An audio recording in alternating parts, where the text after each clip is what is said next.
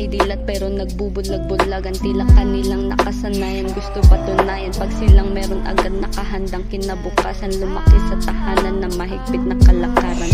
Mga braso at pa ay sugatan, galing sinturong burot ng tita bumabaon. Bawas 10 pisong baon, umuwi ng maaga para hindi masaktan, habang ang magkulang ay nasa ibang nasyon. Pilit iniintinding disiplinang natatanggap pag-uunawang para sa kinabukasan ang lahat. Ngunit paano kung ika'y isang bata lamang na pangarap makaranas makasama ang magulang? Kung hindi mahirap at andito aking nanay, baka ngayon ako'y nakatayo hawak ang diploma kasabay ng palakpakan at yakap galing sa mga taong hindi nagsawang maniwala at sumuporta.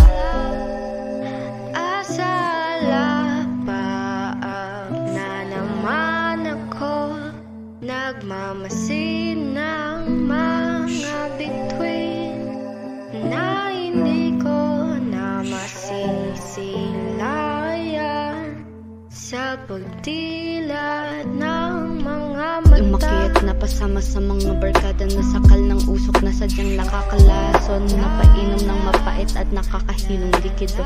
Ngumiti abot mata na parang nasa alapaap hanggang mapunta sa kalungkutan at muling hinanap na paisip kung bakit iba ka sa iba.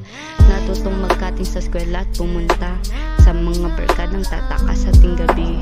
Lalabas para gumimik at umuwing tumutumba hanggang sa nahuli at muling nahigpitan. Parang nakulong ang isipan, tataytahan na ako'y magbabago, pahingi ng second chance.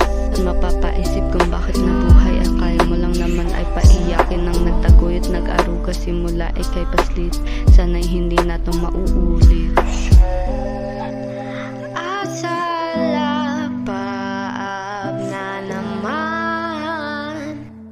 Nagmamasid ng mga bituin na hindi na masisilayan pagkadilat ng iyong matay. Naglayas na pahamak ang bisyo anuman ay tumong tandaan. Magulang malalapitan o ano man ang problema, tsak may solusyon yan. Mahirap o mayaman, lahat ay pantay-pantay. Ngayon napamulat na ang aking dalawang mata, natuto sa mali kong pinagkagawa. Sana may natutunan mga kabataan sa sinulat ko, hindi lang sa kantang ngunit sa kahulugan. Asalapaap na naman, nagmamasid ng mga bituin, di na masisilayan pagdilat ng aking mga mata.